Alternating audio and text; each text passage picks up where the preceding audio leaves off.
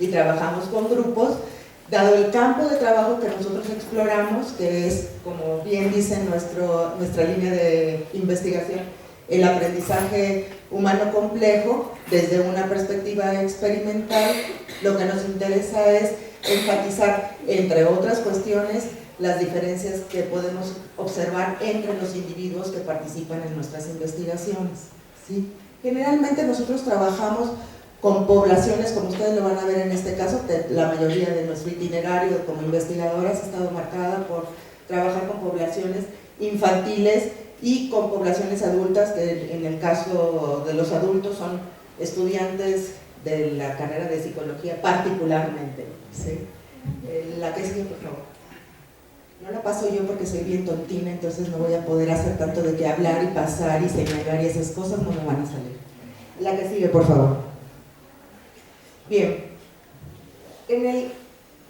muchas de las cuestiones que vimos ayer, la gente enfatizó de manera reiterada la preocupación y su ocupación sobre temas que tienen que ver con el comportamiento humano y con el lenguaje particularmente. Nosotros no somos la excepción, nosotros estamos preocupadas también por trabajar cuestiones de comportamiento humano y su vínculo con el lenguaje. Pero el lenguaje, como ustedes saben perfectamente bien, es una categoría y una noción tan amplia que podemos abordarlo de mil maneras, todas buenas o malas, dependiendo de tu filia, a final de cuentas. Nosotros tenemos, nuestra línea sale de un campo muy particular, como les decía hace un momento, que es la preocupación por dar cuenta más del itinerario de los sujetos en la filogenia de los sujetos, o sea, en la diferencia entre los sujetos, no como grupos y no ver relaciones que sean más o menos sistemáticas entre todo el grupo. Eso no quiere decir que aunque tengamos el punto central de nuestra inquietud puesto en las diferencias de los sujetos, no estemos preocupadas por encontrar regularidades en el comportamiento, pues si no, ¿dónde se queda, digamos, el trabajo científico, a fin de cuentas? Pero nuestro tema general es eso, es la relación entre el lenguaje, sí, y aspectos singulares del lenguaje, no el lenguaje como un todo, sino particularidades del lenguaje con el comportamiento humano. La que sigue, por favor. Y un poco esta idea del lenguaje, la mayoría, ustedes saben que la mayoría de, si no es que casi todas, de las teorías psicológicas se preocupan por tratar de explicar este fenómeno, el fenómeno del lenguaje, porque pareciera ser que es la piedra de toque que nos diferencia a nosotros como especie humana de otras especies, el lenguaje en su sentido convencional como construcción social, cultural, etc. Algunas teorías psicológicas, no vamos a hacer un análisis de todas las teorías psicológicas, algunas teorías psicológicas enfatizan que hay una relación causal entre nuestro pensamiento y la forma en que nos comportamos nosotros. ¿Eso qué quiere decir? Que para nosotros comportarnos de una manera adecuada, lo que quiera decir que sea adecuado, dependiendo de dónde estemos, o sea, dependiendo del contexto, para poder hacer esto, nosotros necesitaríamos primero pensar, y después de que pensamos, deberíamos de hacer las cosas correspondientes con ese pensamiento. Pueden ponerle la etiqueta de la teoría que ustedes sepan que se refiere a este tipo de relaciones epistemológicas. La que sigue, por favor. Otras teorías, como por ejemplo las que nosotros más o menos nos situamos, ¿sí? Lo que suponen es una relación funcional entre el pensar y el hacer. ¿Qué quiere decir eso? Que aun cuando el pensamiento sea un tipo de actividad distinta a la actividad del comportamiento, funcionalmente son semejantes. Esto es decir, que aunque la topografía entre el pensar y el hacer sea una topografía distinta, funcionalmente funcionan como si fueran equivalentes. Nosotros estaríamos ubicadas en este lugar, particularmente.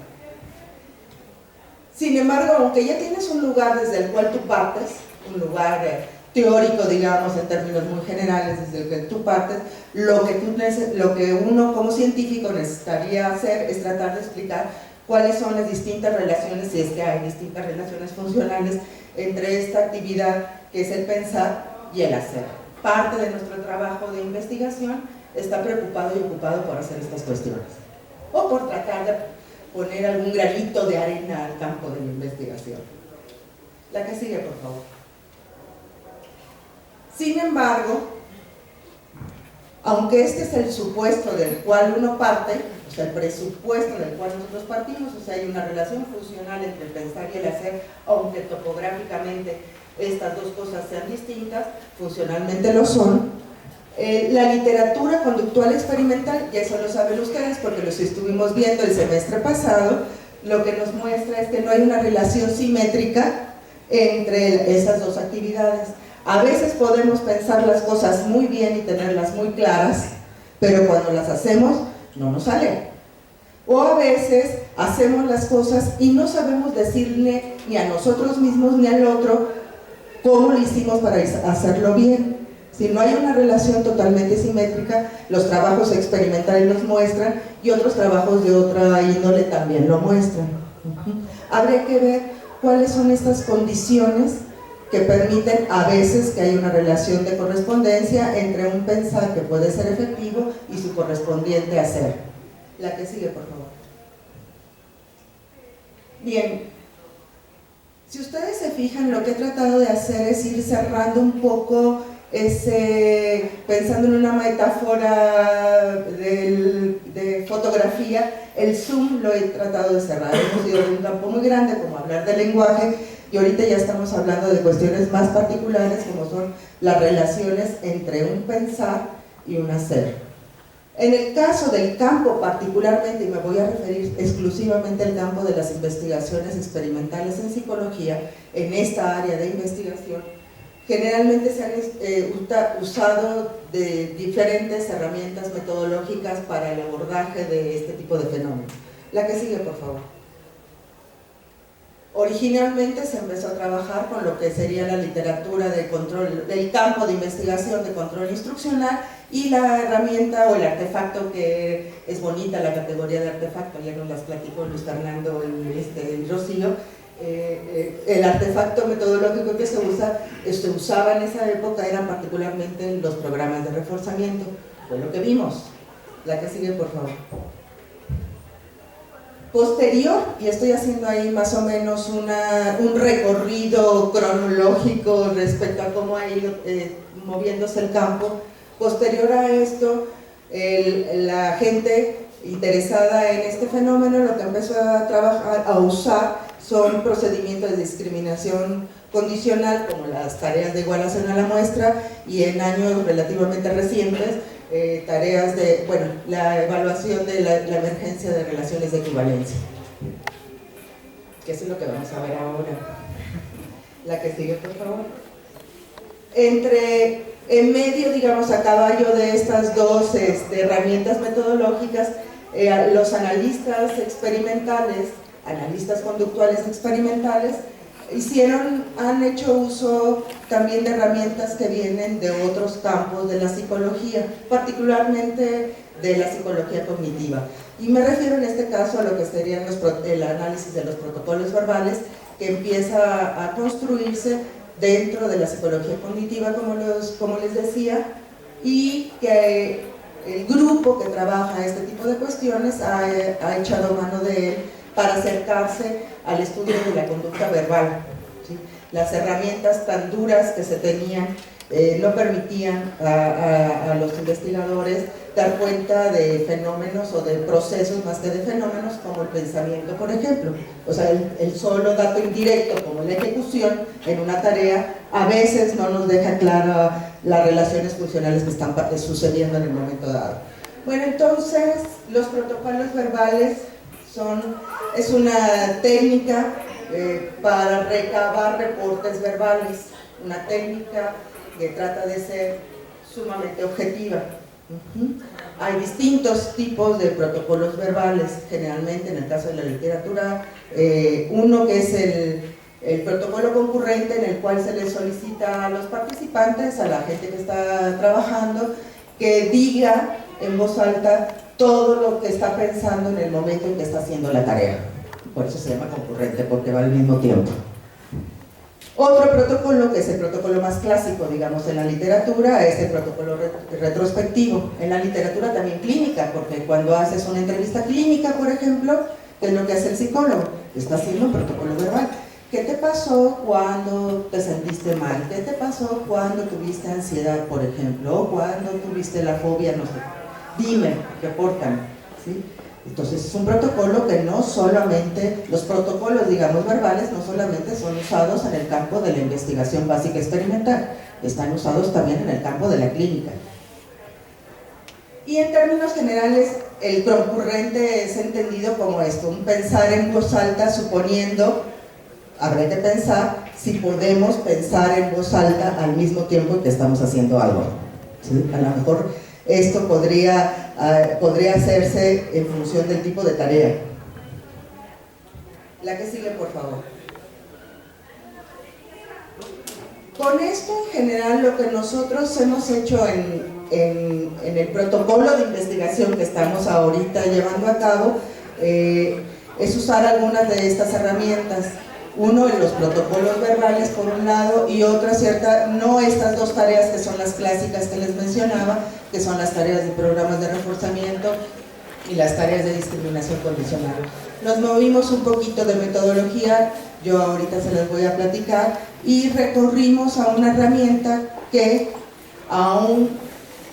también tiene la virtud, digamos, pareciera al menos, o esa fue nuestra primera conjetura, de permitir evaluar comportamientos más o menos complejos, que a diferencia, por ejemplo, de los programas de reforzamiento, que es una tarea, dada las limitaciones propias de la tarea, es poco factible de evaluar comportamientos más complejos. En ese sentido, los objetivos de este estudio particular fueron estos dos que ustedes pueden observar. Uno es evaluar el efecto de dos tipos de protocolo, que es el protocolo concurrente, o sea que se les solicitaba a los sujetos que pensaran en voz alta mientras hacían la tarea, y otro fue el protocolo retrospectivo, en el cual nosotros les solicitábamos a los participantes al final de la tarea que nos dieran su reporte verbal. Y hay un grupo que fue un grupo sin protocolo que servía como grupo control. Nosotros partíamos del supuesto, nuestras hipótesis iniciales es que iban a haber diferencias entre los reportes de los sujetos y la ejecución en función del tipo de protocolo que se estuviera usando. Y diferencias tanto en la ejecución como en el tipo de reporte que los sujetos dieran. Ese fue un primer objetivo. Un segundo objetivo era, pues, caracterizar, clasificar o categorizar el tipo la cualidad del tipo de reporte que los sujetos dieran, ¿sí? Y ver si podíamos encontrar una posible relación funcional entre la cualidad del reporte y la eficacia o no de lo que hacían durante la tarea. Vamos a ver si esto fue cierto o no. Esas son las hipótesis por las cuales nosotros, hipótesis no en un sentido estadístico del término, me refiero a hipótesis más de tipo descriptivo. Este es el diseño. Algo les iba a decir, pero ahorita les digo y ya se me fue la verdad. No dije nada. La que sigue, por favor. Así para que veamos. Tenemos dos grupos, si ustedes se fijan, cada grupo estuvo, los tres, conformado por 10 participantes cada uno, o sea, en total tuvimos 30 niños y 30 adultos, estudiantes universitarios. Los niños eran de una escuela pública, de una escuela pública con una edad, pues tengo una cosa, con una edad promedio de 10 años, sí, iban con tercero, cuarto de primaria, creo, más no cuarto, quinto, y 30 adultos, ¿sí? 10 por grupo, ¿sí? Con una edad promedio de 19 años, o sea, así chiquitos como ustedes.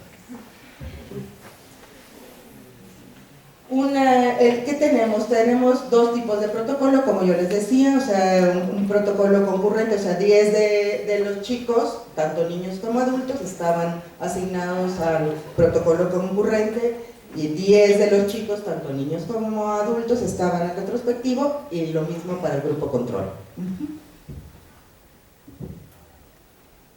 Era más que un entrenamiento, lo que tenemos en términos generales fueron sesiones de evaluación, ¿sí? Es un experimento muy cortito, en 2 días nosotros terminamos todo el experimento.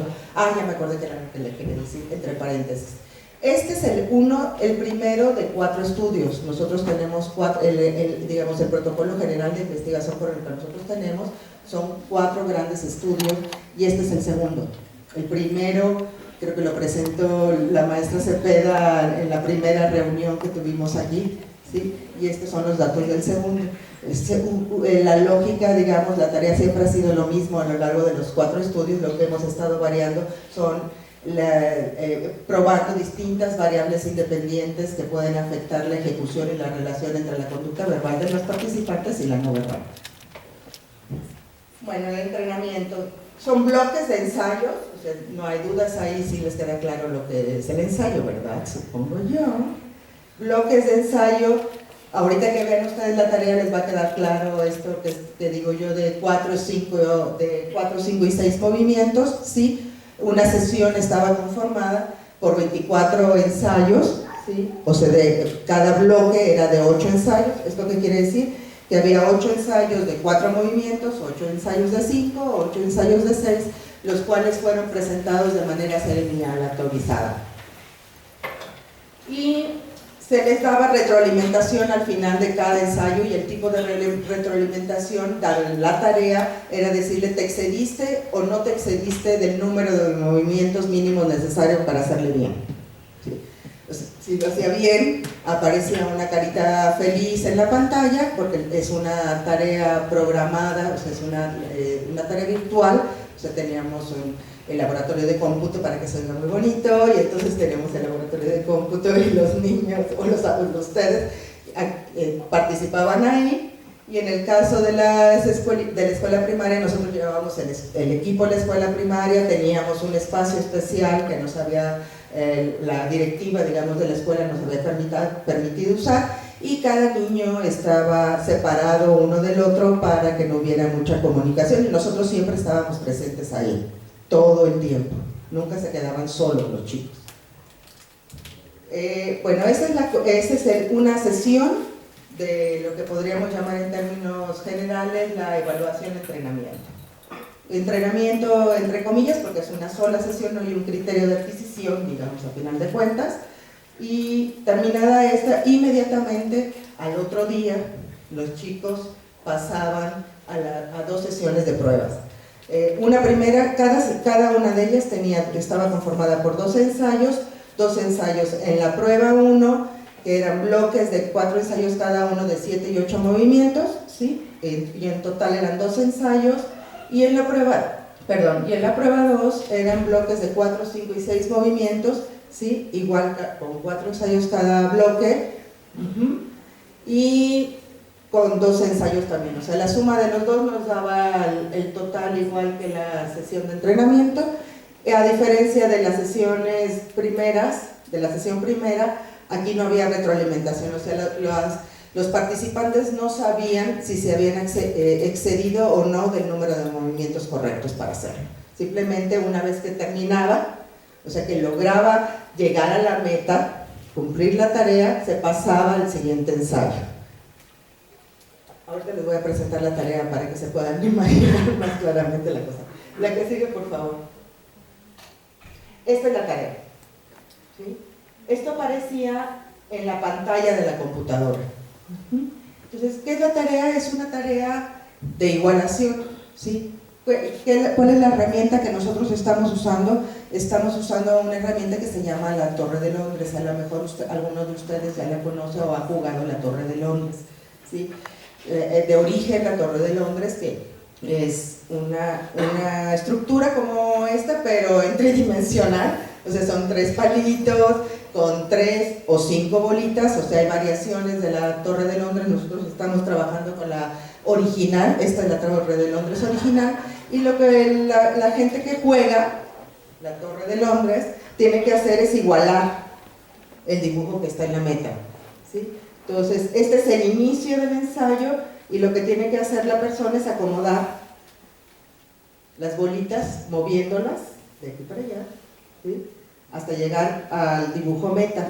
Hay un cierto número, o sea, mínimo necesario para hacerlo bien, ¿sí? O sea, puedes tardarte todo lo que sea, que te excedas más para hacerlo. Bueno, este es un ejemplo de lo que sería la representación durante el entrenamiento, que se acuerdan, es una sesión de 24 ensayos.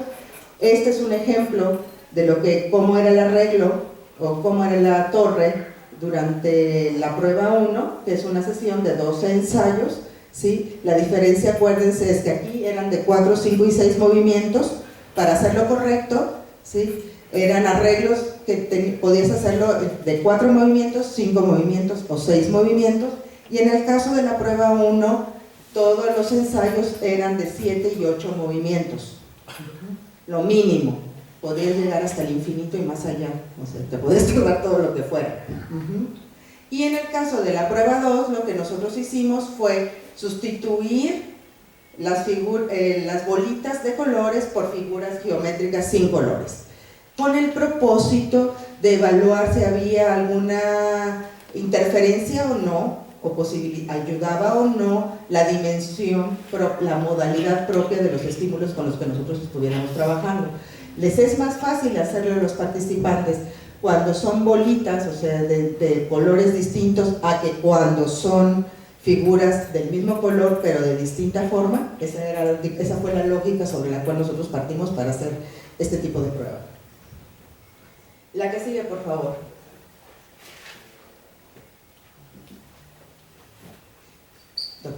Doctor de la compu, ¿me puedes poner la que sigue, por favor? Y digamos, esto es lo que tiene que hacer el participante, ¿sí?, con el mouse de la computadora. Entonces, si se fijan, este arreglo ya quedó y fueron 3, 2, ¿cuántos movimientos? 3 movimientos. Es un ensayo de 3 movimientos, es bien requete fácil. La que sigue, por favor. La que sigue. ¿Qué encontramos?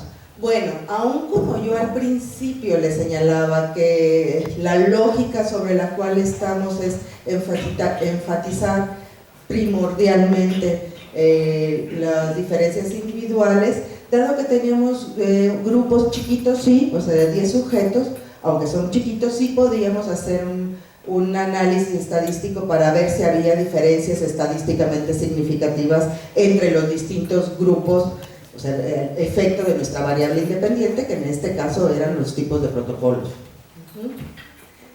Por supuesto que esta tablita hermosísima la hizo la doctora Leticia Bautista, porque yo soy una nata para hacer esas cosas. ¿Y cómo tenemos que leerla? Que Leti me explicó perfectamente bien. Si ustedes ven la nota, si nosotros vemos subíndices que son diferentes, quiere decir que no hay diferencias estadísticamente significativas, pero si vemos subíndices o números que son iguales, quiere decir que entre esas dos variables sí hay diferencias estadísticamente significativas. Entonces, ¿qué observamos? Que dentro del grupo de los adultos, entre protocolos y sin protocolo, no hay diferencias estadísticamente significativas, pero cuando comparamos adultos contra niños, sí, en algunos casos, que no veo porque tenía ceguetas. ¿Por qué no me funciona? Entre niños y adultos sí hay diferencias significativas entre los grupos concurrente y retrospectivo en la medida de aciertos, pero entre latencia, que son dos medidas, son las dos medidas de variables dependientes que yo les voy a mostrar aquí. No quiere decir que fueron las únicas que tomamos una serie de medidas de variables dependientes, pero para efectos de esta presentación solamente les estamos mostrando estas dos, que son aciertos. ¿Y qué estamos entendiendo por aciertos? Que la persona que está resolviendo el ensayo lo haga en el número mínimo de movimientos, porque los resuelven, porque terminaron la sesión, siempre lo resuelven, pero lo resuelven más allá del mínimo, ¿no?, de este mínimo requerido, ¿no? Pero en cambio en latencias no observamos nosotros diferencias ni intra ni entre grupos estadísticamente significativas. Sin embargo, ahorita cuando nos acercamos, digamos, a ver la representación descriptiva de los datos, vamos a ver el aporte que puede dar un análisis descriptivo del dato, junto con, por supuesto, no estoy menospreciando de ninguna manera, el aporte, por supuesto, de los análisis estadísticos. Te ayuda a confirmar o refutar ciertas hipótesis. La que sigue, por favor. Ay, mira, pues hasta ahí, ya lo pueden ver ahora sí, alcanzan a ver todos los subíndices que están ahí marcados, ¿no? Esa es la manera correcta de presentar tablas que te muestren análisis estadísticos, y tablas de cualquier tipo, no nada más de análisis estadísticos. Están muy bien hechas esas tablas. Yo no las hice, por supuesto.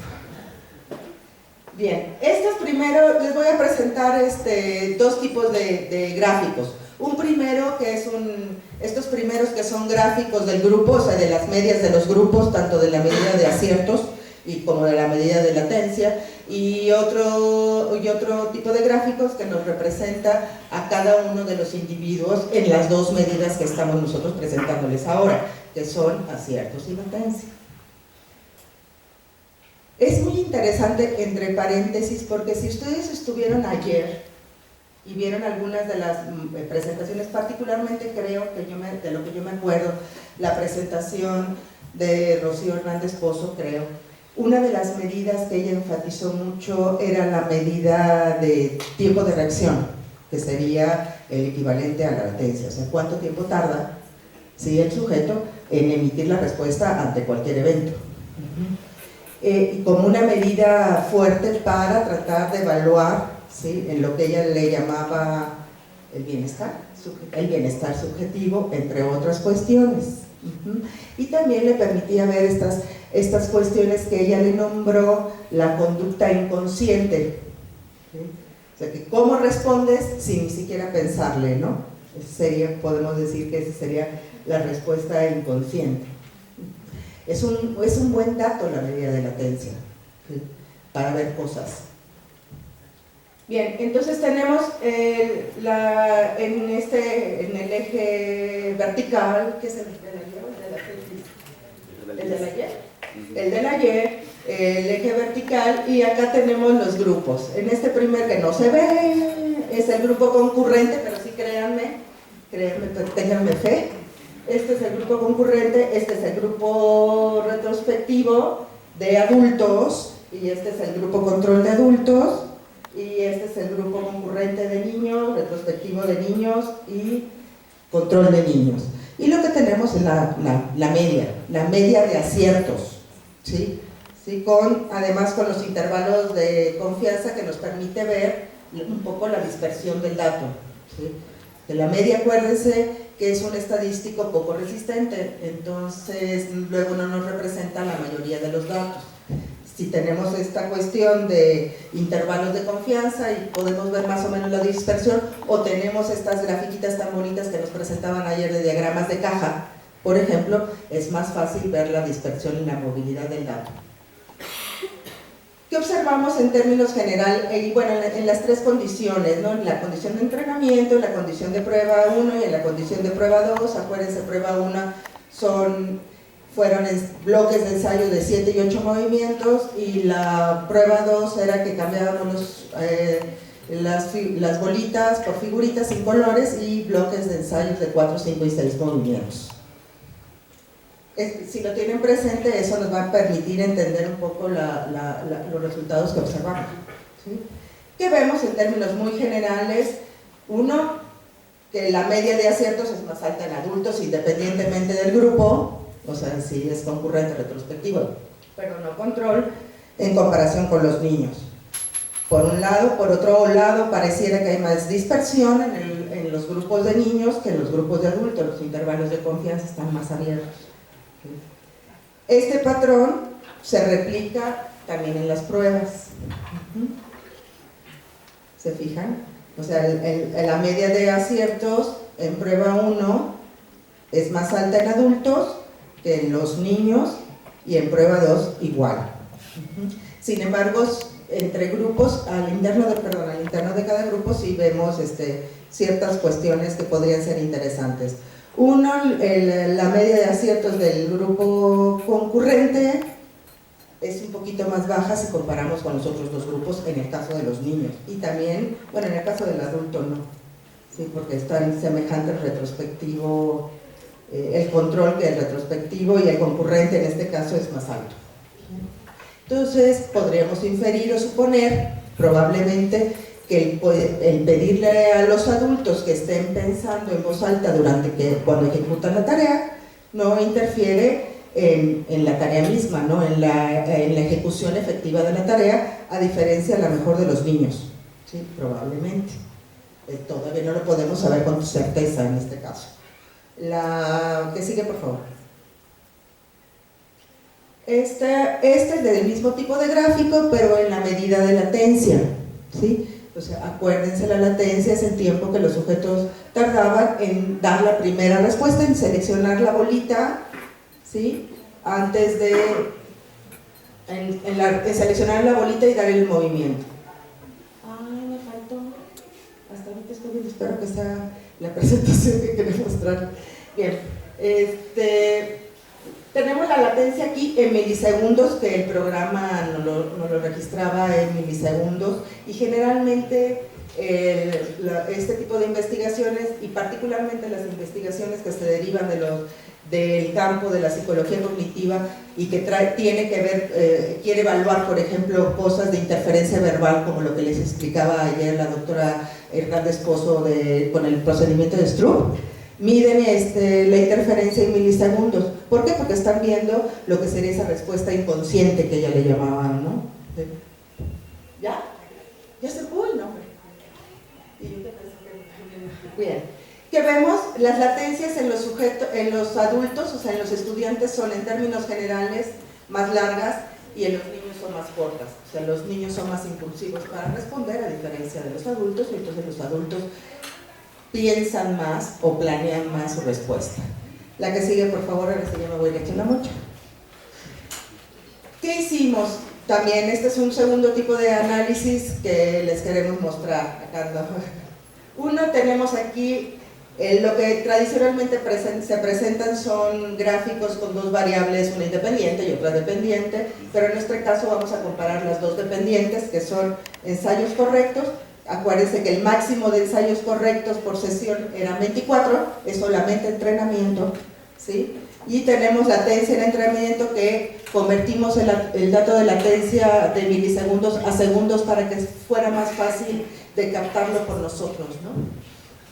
Y estos bolitas chiquitas que ven aquí son los datos de cada uno de los integrantes, ¿sí? La relación que hay entre el número de ensayos correctos y el tiempo en que tardan en dar las respuestas, entre la latencia. Lo que nosotros podríamos, una hipótesis, ¿sí?, de que si hay una relación entre estas dos medidas, podría ser: yo supongo que si yo tengo una latencia más o menos larga, a lo mejor lo estoy pensando bien, y si lo estoy pensando como lo debo de hacer, es probable que mis respuestas sean más efectivas, quizá. Esa podría ser una hipótesis. Vamos a ver si es así. Y los circulitos, si ustedes ven, hay dos tipos de circulitos, este verde y este rojo.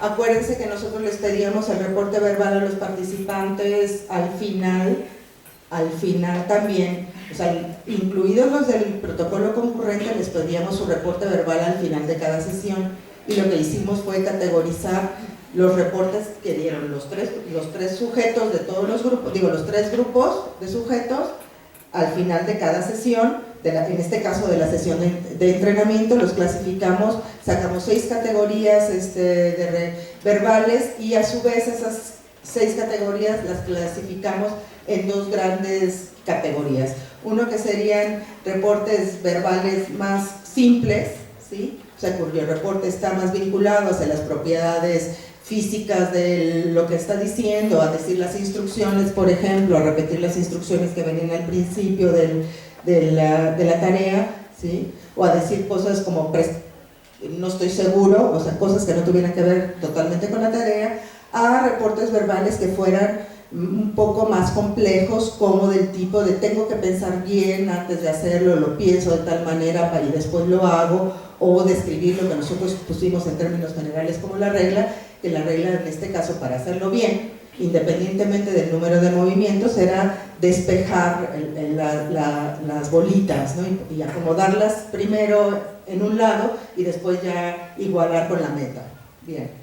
Lo que hicimos fue poner esas dos, agruparlas, ¿no? Las en simples, que son las verdes, y en rojas, que son las complejas, para ver si había una posible relación entre el reporte verbal, la cualidad del reporte verbal y la eficacia o no de la ejecución de los participantes. Y vamos a ver que no hay, en resumen.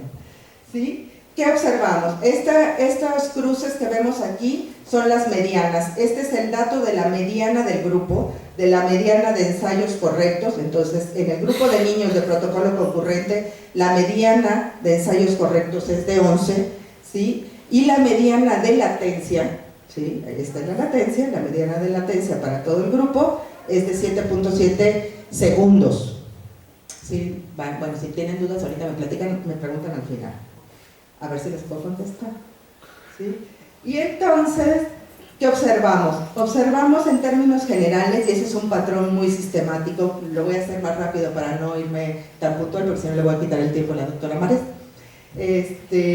Hay un rango entre los 8 segundos, 15 segundos, donde se aglutina la mayoría de las respuestas correctas, ¿sí? Independientemente de si son de las características de la población, de si son niños o si son adultos, ¿sí?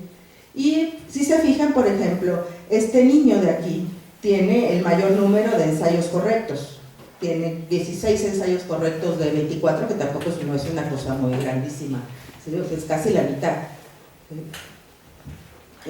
Y de todos modos su reporte verbal fue clasificado como un reporte verbal simple.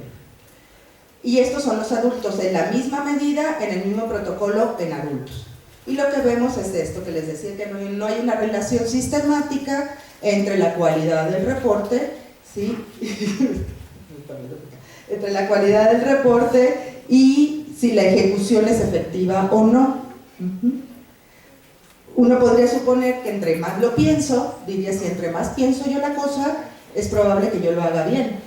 Pero lo que observamos, al menos en este caso, es que entre más lo piensa este niño, de todos modos no lo hace mejor, ¿sí? A la que sigue, por favor. Este es el mismo tipo de gráfico para cuando el protocolo es retrospectivo, y lo que observamos es, en el caso de los niños, igual, el tiempo más o menos homólogo, hay una disminución. Si se fijan, la mediana de ensayos correctos es menor cuando el protocolo es retrospectivo que cuando el protocolo es concurrente, cosa que también es de sorprender en nuestro caso, ¿sí? Y el tiempo es más corto también, la mediana de latencia también es más corto, a diferencia de los adultos. Si comparamos niños con adultos, la mediana de ensayos correctos en adultos es más grande, casi el doble, ¿sí? Y el grupo de los adultos es muy muy compacto, en términos generales, igual el grupo de los niños, independientemente de lo correcto o no de los ensayos, es un grupo compacto. La que sigue, por favor. Bueno, y este es el grupo sin protocolo, ¿sí? Es un grupo con mayor dispersión. Si se fijan, las cualidades de los reportes, en este caso de los niños, son reportes que nosotros clasificamos como más complejos, ¿sí? Pero tampoco no hay, este niño lo dice bien y lo hace bien, y este niño lo dice bien, pero no lo hace bien, aunque tenga más tiempo, aunque sea una latencia mayor. Y en el caso de los adultos, lo que vemos es que hay una cuestión muy sistemática. Les mostramos como datos que son como los datos más representativos de la mayoría de los sujetos. No pusimos todos, además no nos dio tiempo para hacerlo para la presentación. Pero lo que observamos es que en el caso de los adultos, en el grupo control, los reportes verbales son todos de la misma cualidad, son reportes clasificados por nosotros como reportes más complejos. La que sigue, por favor. Esto es lo mismo, pero pueden comparar dentro del mismo grupo de poblacional, o sea, los protocolos acá me voy a saltar porque si no, no voy a acabar. Y la que sigue, por favor.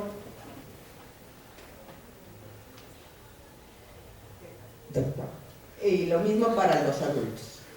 Los adultos, independientemente del grupo a la que esté sometido, si se fijan, sus medianas de aciertos son más o menos iguales.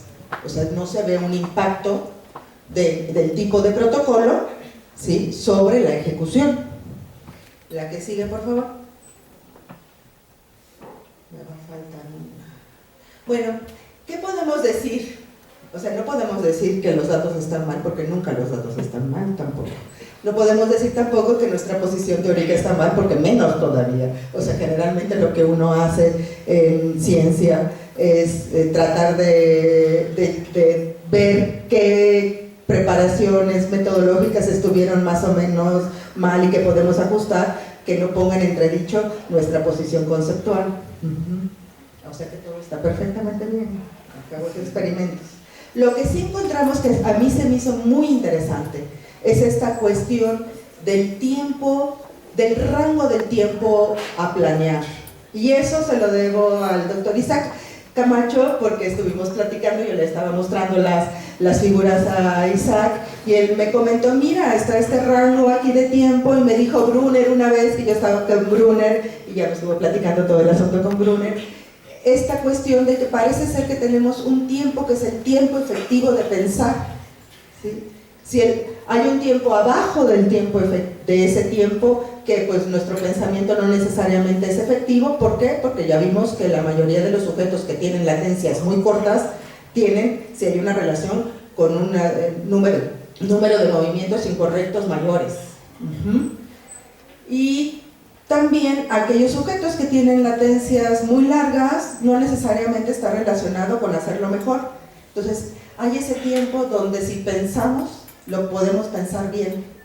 Si lo hacemos muy rápido o somos muy impulsivos, eso ya casi es un sentido común. Por eso el dicho de piensa antes de hacerlo, ¿no? O sea, ¿qué nos está diciendo el dicho? Frénate tantito, ve cómo está la cosa y una vez que veas, lo haces, ¿no?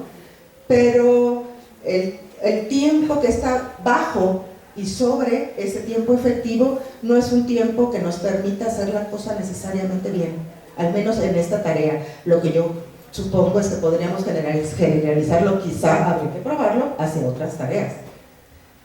Esa es una cuestión. Y otra, entonces, ese tiempo efectivo de pensar o de planear implica que el sujeto está autorregulándose verbalmente.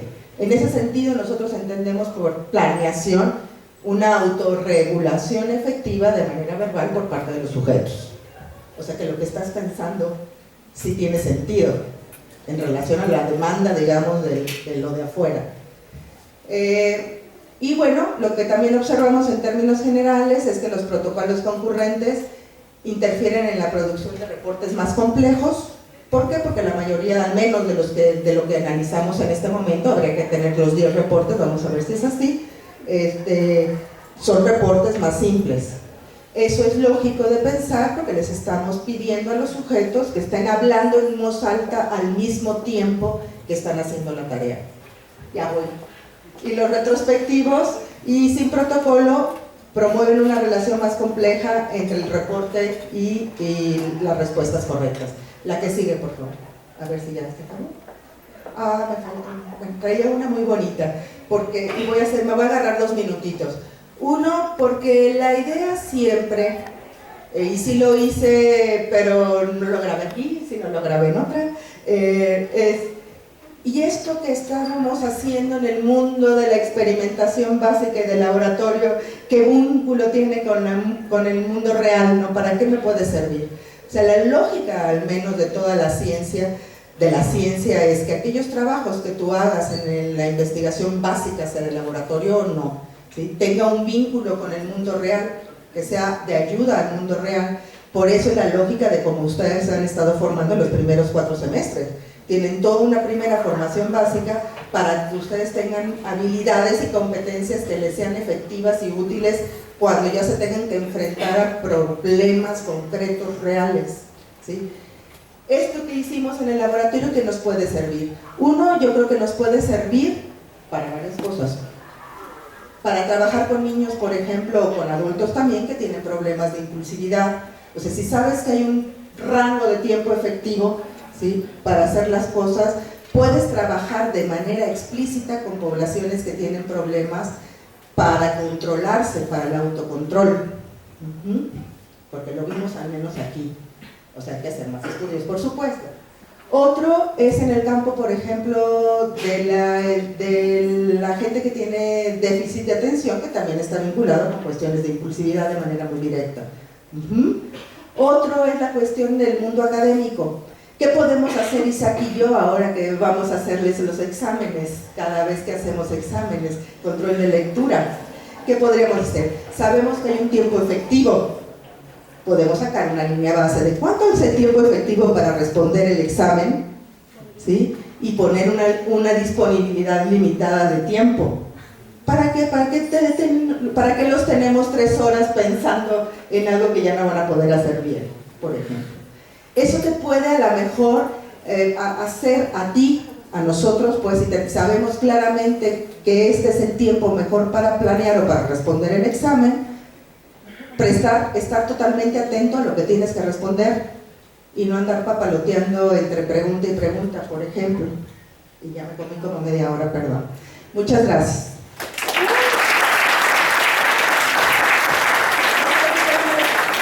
A ver, nada más un comercial. Lo que le presentamos ahorita es el trabajo grupal del equipo de investigación, ¿sí? Pero también cada una de nosotros en lo individual tenemos una línea de investigación.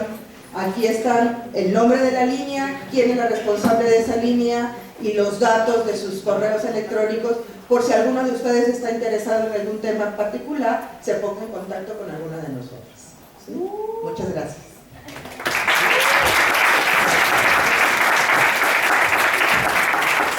Muchas gracias, doctora Hickman, por su presentación. Infortunadamente ya no hay tiempo para preguntas, así es que vamos a continuar con la siguiente presentación.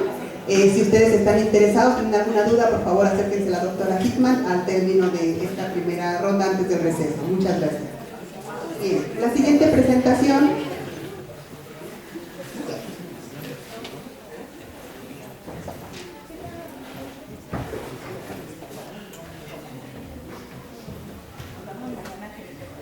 Muy bien, para continuar con las actividades, a continuación se va a presentar el trabajo Exploración del impacto de la reforma integral de la educación básica en la práctica de 3 docentes, a cargo de la doctora Guadalupe Mares, representante de la línea de investigación Contextos Educativos, Aprendizaje, Desarrollo y Educación. Para los que no conozcan a la doctora Mares, es uno de los líderes académicos de nuestra escuela. Va a ser un gusto escucharlo. Un aplauso, por favor, para la doctora Mares.